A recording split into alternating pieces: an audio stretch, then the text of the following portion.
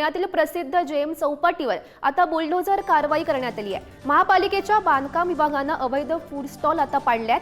L3 बारमध्ये drugs सापडल्याच्या प्रकरणानंतर हे कारवाईचं सत्र सुरूच असल्याचं पाहायला मिळत आहे।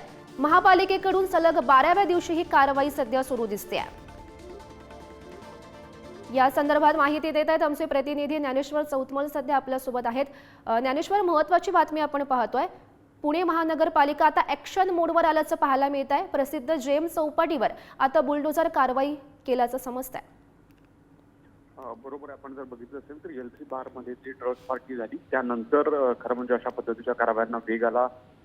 पुण्यातली जी प्रसिद्ध जेएम कॉर्नरची जी खानावळ पट्टी आहे ती सगळी जी आहे ती उद्ध्वस्त करण्यात आलेली आहे। हा जेएम कॉर्नरचा सगळा परिसर इथे वेगवेगळे स्टॉल्स जे होते खाण्याचे ते बांधण्यात आलेले होते आणि ते महानगरपालिकेच्या वतीनं उद्ध्वस्त करण्यात आलेले आहेत। बुलडोझर कारवाई करण्यात आलेली आहे। सलग 12वा दिवस आहे। अनधिकृत बांधकाम जे आहे ते पाडून टाकण्याचा, अवैध दुकान असतील, पब असतील, बार असतील, इथलं जे अवैध बांधकाम आहे ते अतिक्रमण विभागाकडून महानगरपालिकेच्या वतीनं पाडलं जात आहे।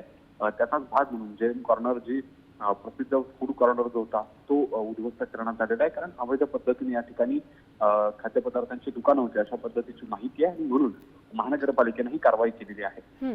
नक्कीच ज्ञानेश्वर, धन्यवाद दिलेल्या सविस्तर माहितीसाठी।